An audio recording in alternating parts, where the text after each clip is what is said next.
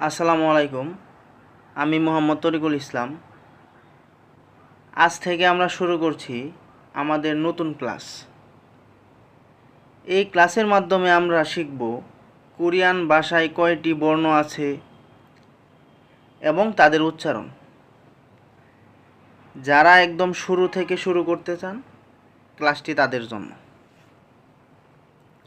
তো আমরা ক্লাসে চলে যাই।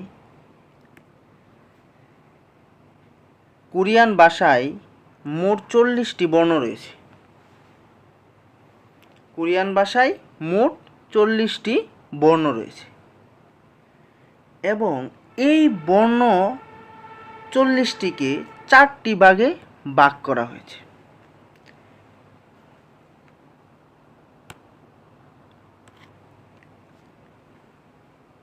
চল্লিশটি বর্ণের 4টি ভাগ হচ্ছে মৌলিক স্বরবর্ণ।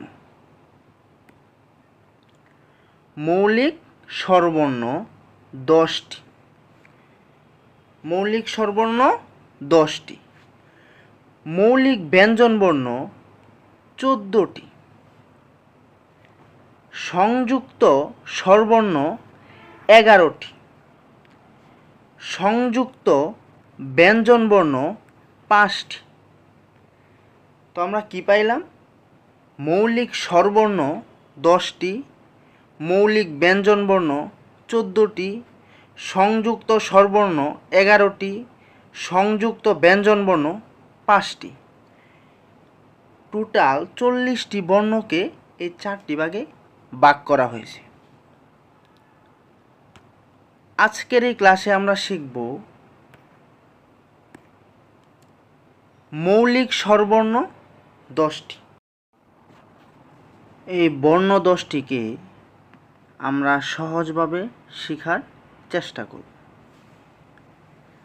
সবার শুরুতে যে বর্ণটি রয়েছে এটার উচ্চারণ হবে আ। কি উচ্চারণ হবে? আ। তো আমরা আটা কিভাবে লিখলাম দেখেন। আমরা লম্বা একটা টান দিব, তারপর মাঝখান দিয়ে পেটটাকে ডান পাশের দিক কেটে দিব। উচ্চারণ হবে আ। উচ্চারণ কি হবে? আ। সহজভাবে আপনারা কিভাবে মনে রাখবেন? আমরা সবাই জানি এটা হচ্ছে টি। এই টি দ্বারা আমাদের 4টি বর্ণ শেষ। কোন কোন 4টি বর্ণ? আ, অ, ও, উ। আপনারা খেয়াল করেন, আমরা টিটাকে যদি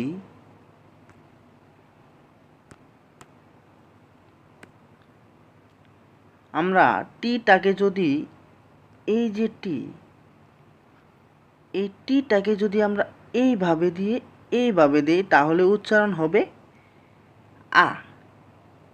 আবার ওই টিটাকেই যদি আমরা এইভাবে টান দিয়ে উল্টো দিকে দিই, মানে বাম পাশে, তাহলে উচ্চারণ হবে অ।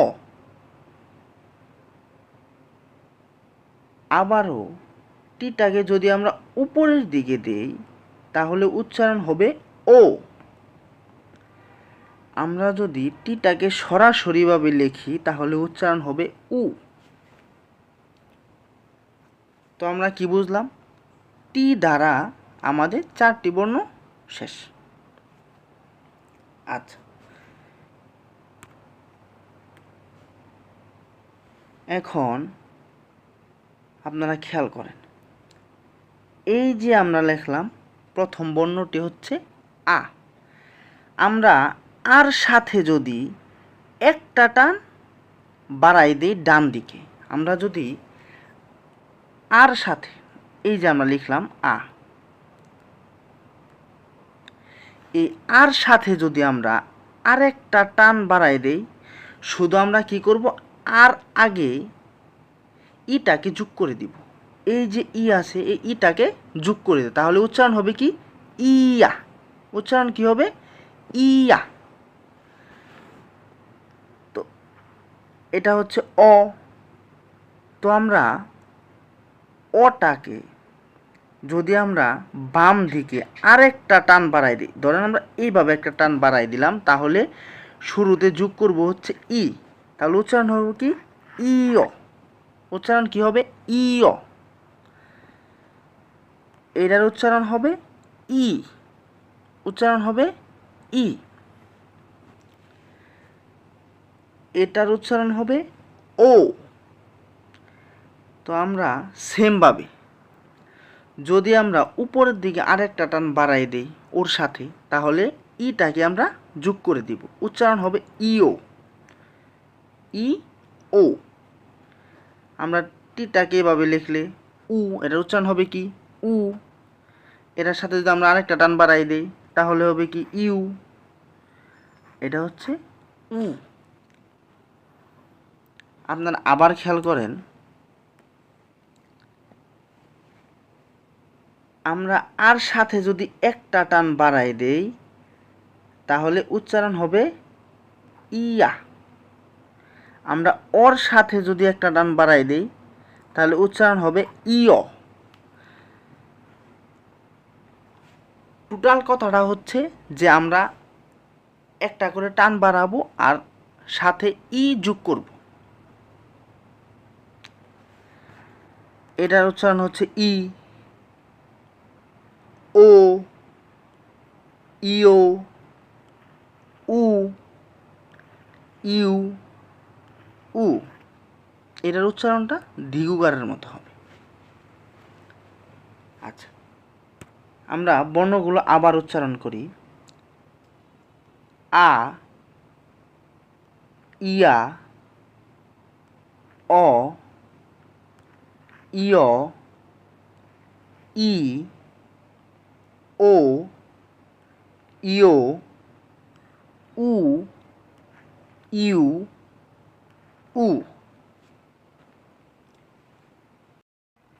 আশা করি সর্বর্ণ 10টি আপনারা বুঝতে পেরেছেন, এবং এই 10টি স্বরবর্ণ যদি আপনারা ভালোভাবে বাসায় চর্চা করেন, আশা করি সহজেই শেখা সম্ভব। তো আজকের ক্লাস এই পর্যন্তই।